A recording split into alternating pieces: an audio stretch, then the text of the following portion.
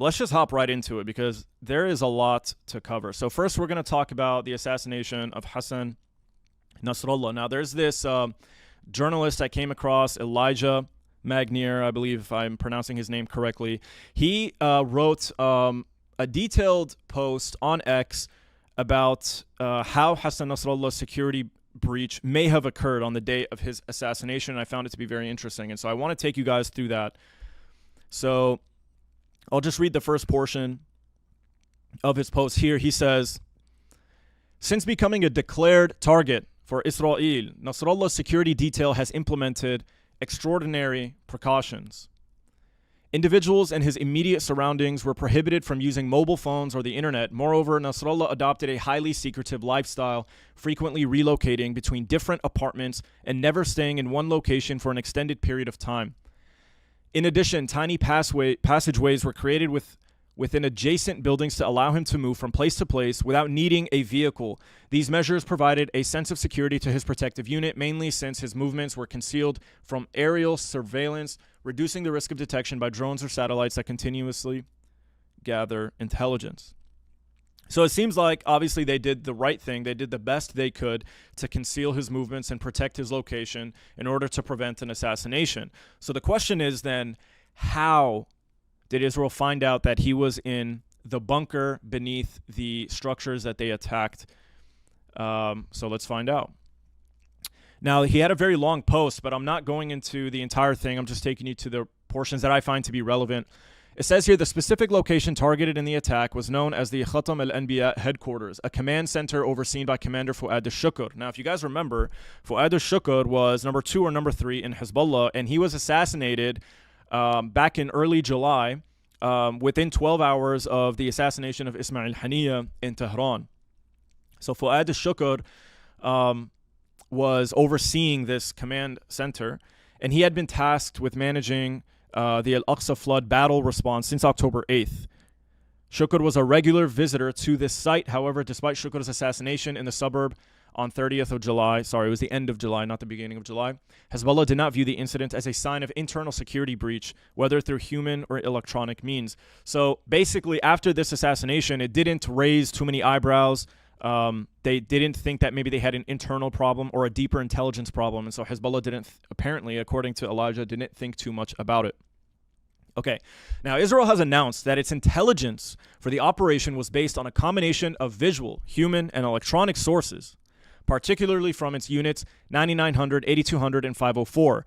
These units provided crucial information indicating that Sayyid Hassan Nasrallah had entered a meeting hall where high-ranking officials, including the deputy commander of the Irani Revolutionary Guards Corps, Major General Abbas Nilfurushan, the commander of the Irani Revolutionary Guards Operation Room, both present to support the Al-Aqsa flood battle. They were there waiting for Hassan Nasrallah. Okay, so he mentioned 3 different units. You have Unit 9900, which engages in visual intelligence, and that is through drones and satellites and other capabilities. Some of it Israeli, much of it from the United States and Britain. And then Unit 8200, which many of you have heard of. They engage in a lot of psychological and cyber warfare, and they do signal intelligence. So they are hacking your phones. They are on WhatsApp. They are listening to communications. They're listening to you through your phone, through your microphone, and they're collecting intelligence. And then there's Human Intelligence Unit 504. These are people that are basically establishing contact with human beings that they can collect intelligence from, whether through force or them just, voluntarily selling out. So it was a combination of these 3 things that essentially gave them an idea of Hassan Nasrallah's whereabouts, and that's how they were able to determine that he is in this bunker beneath this structure, and that is how and why they were able to target it, destroy it, and kill him, as well as all those in that building as well. Now, I'm going to go into details about what kind of explosives they used because it's like absolutely mind-boggling. The level of destruction that they caused and that they were willing to cause. Obviously, they killed a few hundred civilians as well in order to accomplish that. So we'll go into detail about that. But I just want you to understand it was a combination of these 3 things that may have, we don't know for sure, but may have revealed his location. Now, here's the problem. Hezbollah now faces the urgent task of addressing these critical questions. It must swiftly abandon its known and previously used locations, eliminate above-ground operations, and undertake a comprehensive intelligence review to uncover the necessary answers and prevent future security breaches. Because the question is now, is there a mole? If it's human intelligence, okay, who is the human being? And are they still operating? How many of them are there? Where else are they, operating? How much risk do we have? And this is happening in real time as Israel continues to pound them, and now they're invading. So Hezbollah has to fight back while trying to determine where the security breach specifically is. So this is going to produce a lot of issues. Hopefully they figure it out. Otherwise, they're going to continue to face many other challenges. Now, I want to go into a little bit of detail about Israel's signal intelligence, the way they're able to collect intelligence. Now, I'm not going to tell you this to make you feel hopeless, although I'm telling you, when you hear this, you are going to feel hopeless because you're going to feel like, damn, these people are good, they're smart, they have a lot of capabilities, how the hell do we compete? Now, I'm not telling you this so that you can feel hopeless, but I'm telling you this because I want you to understand how resistance forces in Gaza, in southern Lebanon, what they are up against. And instead of feeling hopeless, you should feel impressed about the level of bravery and sophistication of resistance forces that are completely outmatched in how they continue their resistance anyway, in the face of a literal juggernaut, okay? So last year, March 29th, Israel launched an OFEC spy satellite. They have more than one, spy satellite, but this was like their newest one, and it's called OFEC 13 or OFEC 16. And it has many different types of technology, and from space essentially collects data and information. We're going to go into detail about what kind of information. So it has something on board, not just regular cameras where they take high-level pictures and videos, but they also have something called a synthetic aperture radar, an SAR. I've talked about this in the past. What is significant about this, it uses radio frequencies and infrared and all these different things, and it gives it the ability to collect data on the ground, even at night, and even through the clouds. So it can be raining, it can be a gloomy day, a cloudy day. They can still see through the clouds and collect data and information.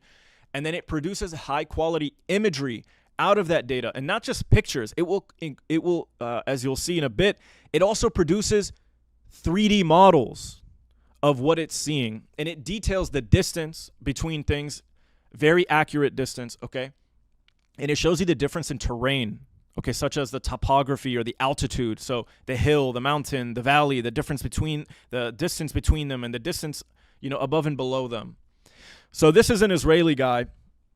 I know nobody wants to take information from Israelis. Sometimes it's propaganda, sometimes it's nonsense, sometimes it's on point. In this case, this guy's on point, and I actually get, some level of insight from him. Now, let me see if I can zoom in here, because I hate when this happens. All right, give me a second.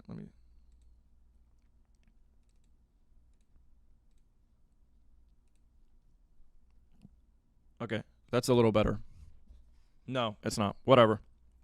I'll take you screen solo for a second. So this guy says, what the IDF has now confirmed in this video was obvious. There is no doubt they have centimeter level 3D models of every building in Lebanon. On LiDAR maps, the entrances of Hezbollah's secret hideouts would light up like Christmas trees. Now, this satellite I told you about has LiDAR, which is a different type of technology, which I won't go into the specifics of right now.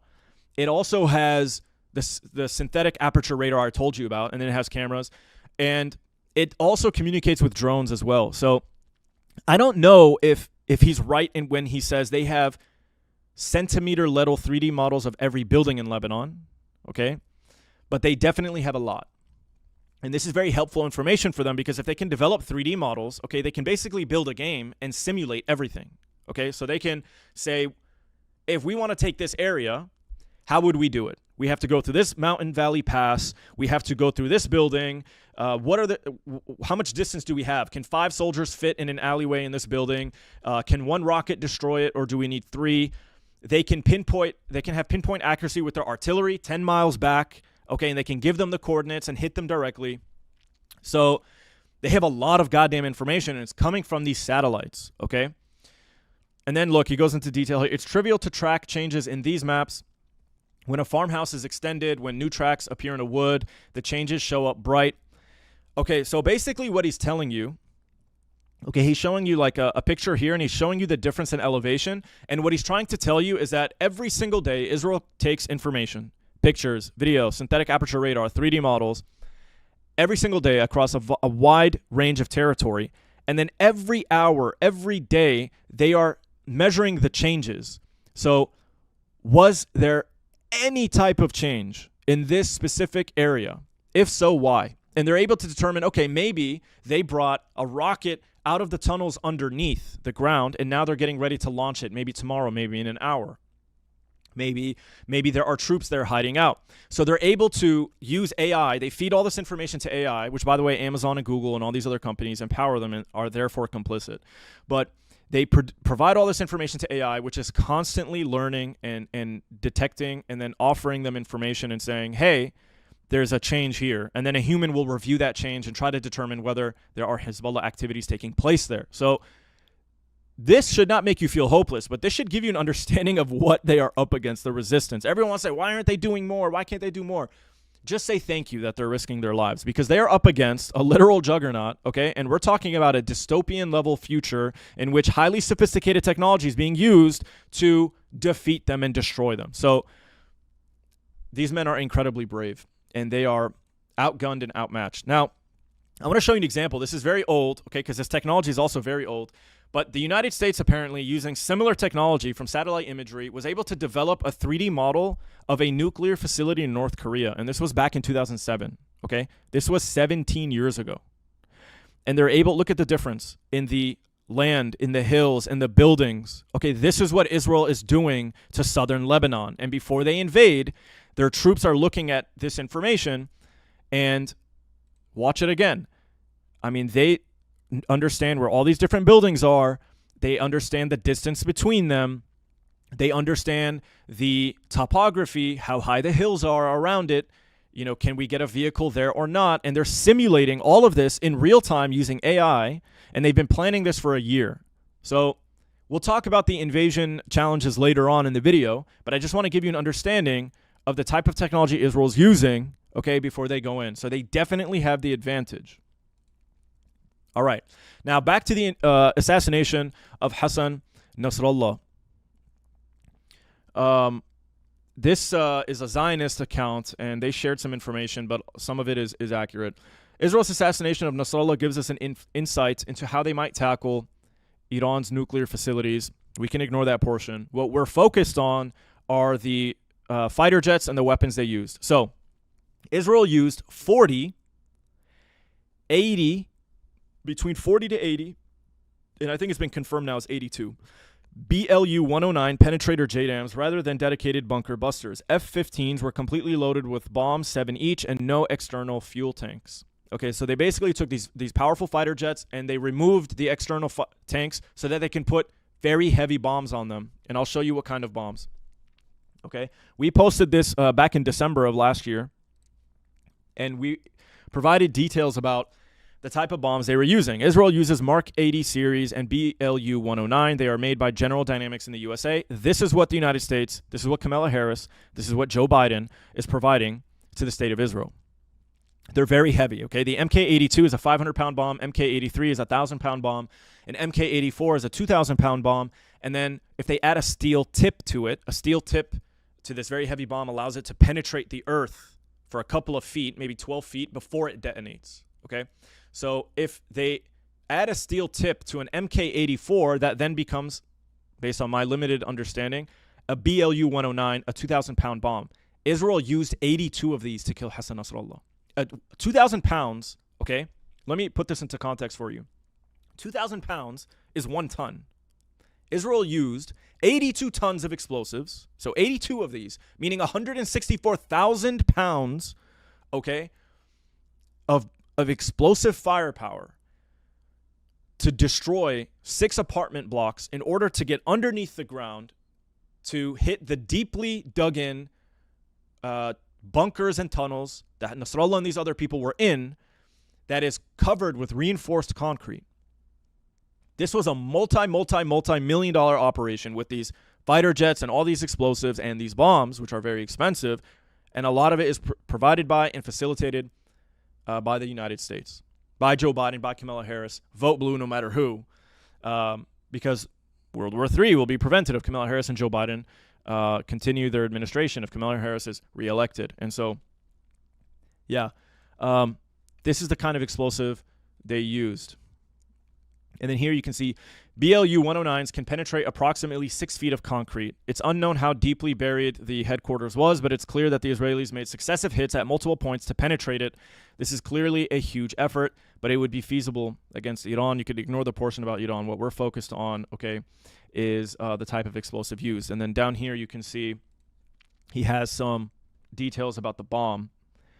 And again, they're MK84, they're 2,000-pound bombs, and then they add these JDAM attachments. They add basically these attachments that make it precision-guided, laser-guided, GPS-guided to make it very accurate. And so they take an old, dumb bomb made decades ago, and they make it into a smart bomb. And that is what they used to penetrate deep within the earth to kill Hassan Nasrallah. Now, I want to read you this. Iran International English says, Israel's Channel 12 reported that Hassan Nasrallah died of suffocation in an unventilated bunker, which is why his body was recovered intact from the rubble. According to the report, toxic gases from the explosions entered the room where he was staying, causing his gradual death. So they're basically saying he slowly suffocated to death. Now, is this true? Maybe, maybe not. According to Elijah, he says, according to witnesses, Hezbollah Secretary General Sayyid Nasrallah did not die from a lack of oxygen, as Israel is attempting to claim in an effort to suggest he suffered before his death.